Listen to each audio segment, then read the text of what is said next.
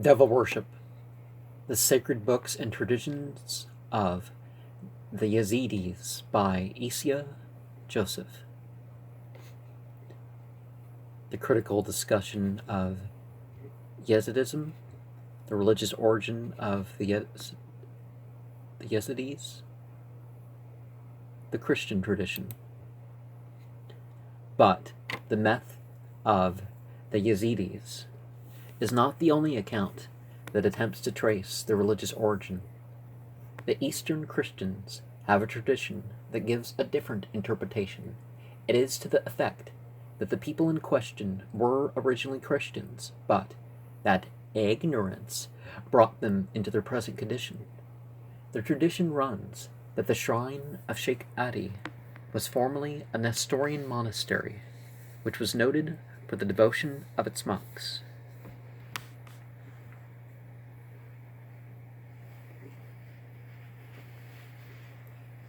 But that these were tempted by the devil and left their convent. The church of the monastery was dedicated to Saint Thaddeus, or a day, one of the 72 disciples who, after the ascension of Jesus, was sent to King Abgar of Edessa. It is said that the temple of Adi has a conventicle resembling that at Jerusalem. The story of how the cloister was deserted is as follows. And you notice the number 72 and how that relates to the Gahtaya and Surah 72 in Al-Quran, Al-Jinn, and some other 72 things of that type. On a greater feast day, while the hermits bearing the cross went in procession around the church, they saw hanging on a tree a piece of paper with this inscription: O ye devout monks, let it be known to you that God has forgiven all your sins, great and small. Cease to undergo religious exercises. Leave your hermitage. Disperse, marry, and rear children. Peace unto you. On the second day they observed the same thing, and were led to dispute among themselves whether this was a device of God or a devil. When on the third day the same incident was repeated, they agreed to leave the abbey and follow what seemed to them a divine order. Sheikh Adi, the legend goes on, had foretold to the Yezidis of that district that the monks of this monastery would desert their place and would become Yezidis, would marry and beget children, so that he would die. And that he would die during that time, and that he wishes his followers to pull down the altar of the church in that priory and bury him there. Shortly after the fulfillment of his prophecy, the sheikh died, and was entombed in the place of the altar, and since that time it is asserted that this spot has become the sanctuary of the devil worshippers. In support of this statement, it is argued that there was a Syriac inscription in the temple mentioning the name of the founder of the monastery and the patriarch in whose time it was built, that some of the Yezidis themselves bear testimony to this fact, and say they have removed the writing from its former place and have hidden it at the entrance to Adi's temple, a spot the whereabouts of which only a few of them know. The reason why this record is hidden, it is explained, is the fear that the Nestorians may see it and reclaim the church. Now, can't we look at this and think that perhaps Yezidi, much like Muslim, Islam, Baktachurwa, various Mazdayasnahe, Zarathustrahe, various other terms, refer not to any particular group starting at a particular time, but a type of theology. Well, Zarathustrahe would only be connected to that particular prophet. But just like Ummati Muhammad.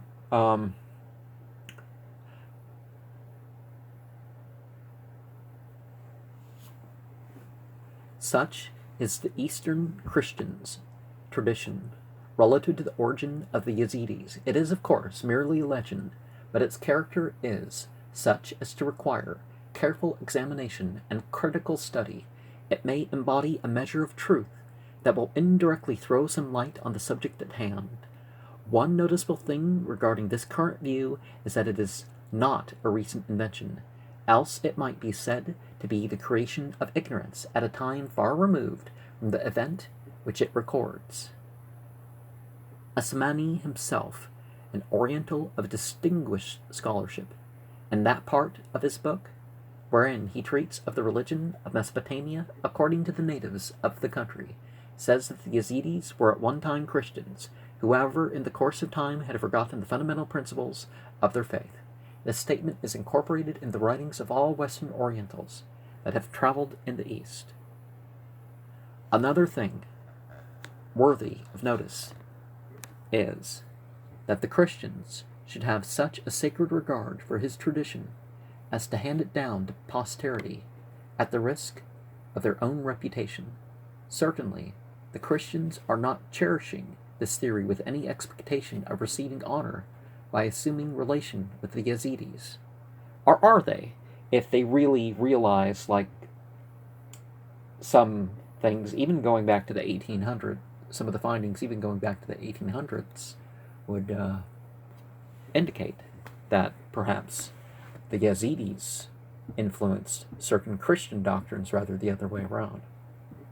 The devil worshippers are utterly despised by all their neighbors, nor do they do it out of love, that they may arouse the sympathy of the dominating race for this degraded people. Oriental Christians themselves despise the Yezidi sect.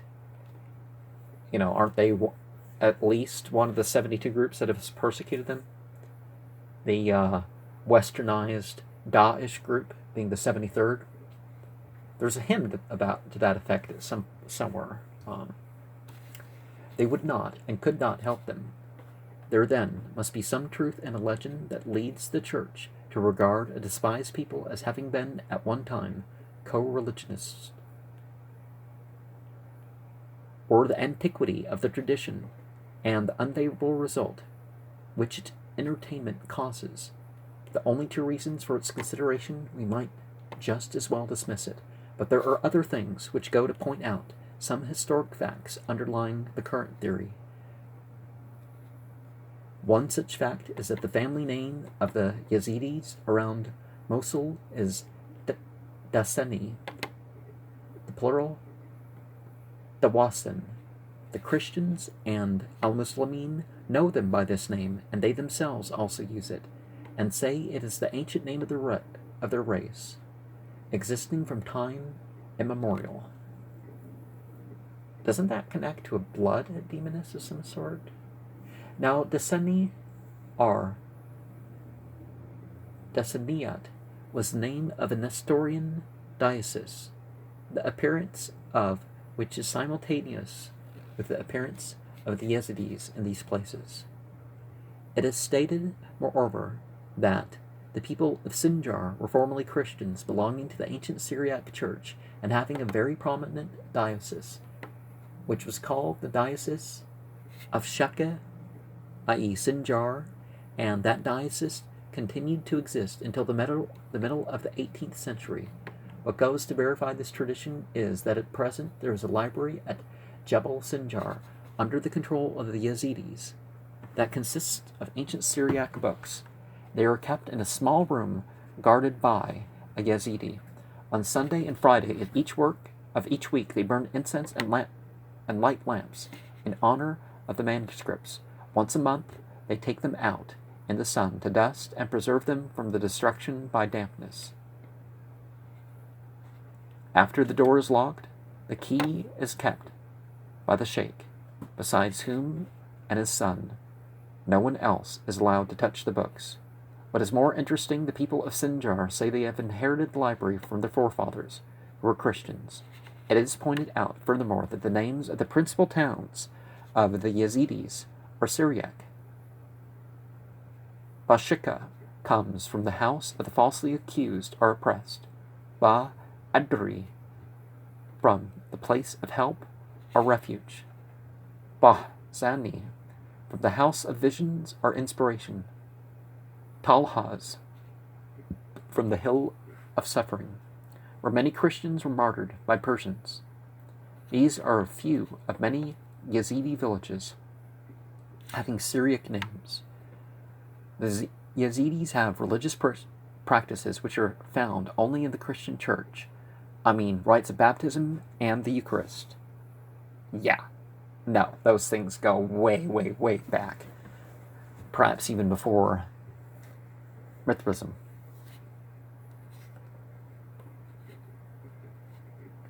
It is true that the use of water as a rite is practiced by other non-Christian sects, such as the Mandeans, but it is argued that this ordinance, as observed by the Yezidis, is so similar to that of the Christians that its origin is to be traced back to Christianity rather than to any other system. Like their neighbors, the Dawaseni must, if possible, baptize their children at the earliest age. In performing the rite, the sheikh, like the Christian priest, puts his hand upon the child's head. In regard to the sacrament of the so-called Lord's Supper, it is strictly Christian in character. Again, the Mithraic things, perhaps a little more hero-producing in the individual than the Christian myth. These things go way back. Let's not pretend that Christianity brought any structure to mythology. The Yezidis call the cup of Isya, Jesus, and when a couple marry, they go to a Christian town to partake of Al-Qaddas, the Eucharist, from the hand of a priest, a custom which prevails among Eastern Christians. Perhaps at some point they would use this Eucharist in a Black Mass or something. Could that be where some of those things come from? But the Christians perhaps don't want to say that they've been duped in that way, but carrying their magic into other uses. Because which prevails among Eastern Christian. What requires special note is that this practice is observed where the Yazidi influence is not very strong, a fact which seems to indicate that the apostate Nasara, who lived remotely from strongly Yezidizing influences, were able to retain some of their originally much favored practices, and vice versa. Finally, the Dawaseni entertain great reverence for Christianity and the Christian saints. They respect the churches and tombs of the Christians and kiss the doors and walls when they enter them, but they never visit a masjid. In the Black Book, a statement is made that on her way to the house of her bridegroom, a bride should visit the temple of every idol she passes by, even if it be a Christian church. They have professed reverence for Isya, Jesus. They affect more attachment to a Nasara than to al-Muslimin. Such a religious affinity cannot be fully accounted for on any other ground than that of their sincere respect for Christianity as another form of polytheism. A feeling which clearly indicates that these people must at one time have had a very close connection with Christianity. Their intimate relation cannot be explained by their ignorance or by their kindred experiences, as some scholars seem to think. It is true that Christians have been co-sufferers with them. Both have lived for generations under the same yoke of bondage and oppression and under similar circumstances, but this alone could not create sympathy between them. Such an assumption cannot be verified by the facts collected through our observation of the Yezidis' character as a religious body. They were sincere in their beliefs and never compromised in religious matters. History has shown again and again that they had suffered martyrdom for their faith, in which they have been as sincere and unshaken as have been the heroes of any religion. No matter how uneducated they may be, they are not hypocrites in their faith. The theory is also refuted by our understanding of the nature of the affinity in question between the Yezidis and the Christian. It is not a matter of sympathy, but religion. They believe in some forms of Christianity, and when they visit a church, they want to exercise their faith and not to express their sympathy. What is more, the Eastern Christians have no sympathy for the devil worshippers, at least not more than they have for any other religious body. Such an affinity is wanting between the Jews and the Christians, are the Yezidis. Yet they all live under the same conditions. I'm not here advocating the theory or implying that the Yazidi sect is a corrupt form of Christianity, although perhaps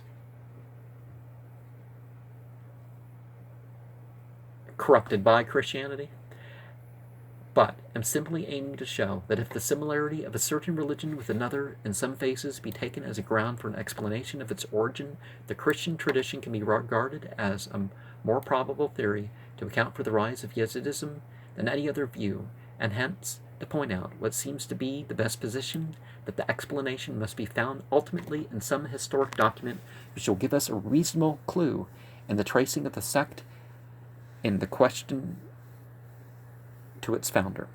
Now, that's part of the thing too. You can actually trace why their numbers are smaller because of the appearance of Christianity. Now, the explanation of its rise in around 10,500 BCE, that could take other things to look at. We see how one of the persecuting groups was Darius, Darius the Great. He persecuted them. But what was going on as the Sahara shrunk and the pre-dynastic ancient Egyptian society appeared? Oh, well, but the